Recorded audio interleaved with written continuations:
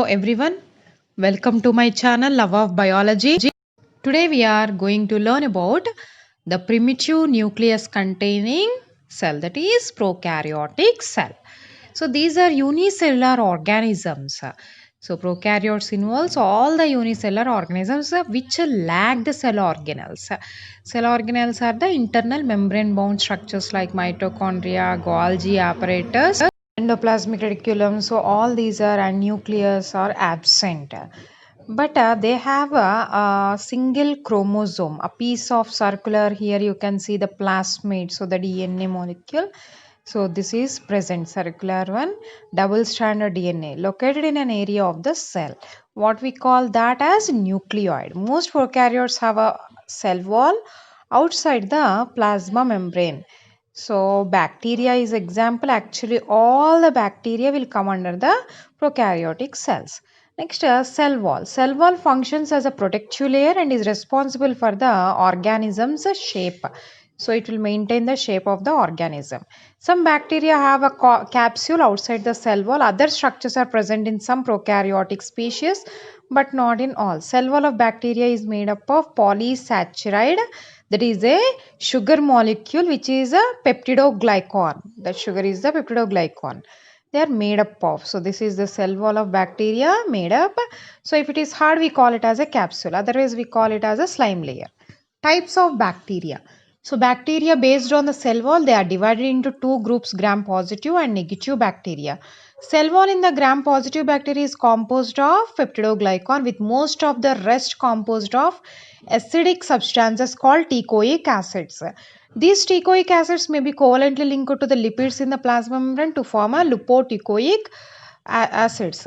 So gram negative bacteria have a relatively thin cell wall composed of few layers of peptidoglycan surrounded by a outer envelope containing lipopolysaccharide, LPS we call, and lipoproteins. So here you can see the thick peptidoglycan in the gram positive bacteria. After that cell membrane is present, but in the gram negative, very thin layer of the peptidoglycan is present outside that outer membrane also. We can see here, this is the important difference, along with the teichoic acid. So teichoic acids are present only in the gram positive bacteria, whereas LPS, that is lipopolysaccharides and lipoproteins, present only in the gram negative bacteria, as well as peptidoglycan thickness is also another difference. So next, plasma membrane. Plasma membrane is thin lipid bilayer with embedded proteins that completely surrounds the cell and separates the inside from the outside. It is selectively permeable. That means only the selected molecules will be permitted inside or outside. So this is the important character of the plasma membrane, and they are made up of lipids and the proteins. Lipids are two layered ones, whereas the proteins are a single ones. Next, in prokaryotes, a cell membrane show infoldings called the mesosomes. So here the cell membrane structure. So outside the cell, inside the cell, you can see. So here the protein molecules and lipid molecules with head and the tail regions, two layers of the lipid you can see in the diagram with the tails, hanging tails. So they does not allow anything, and in between proteins are present.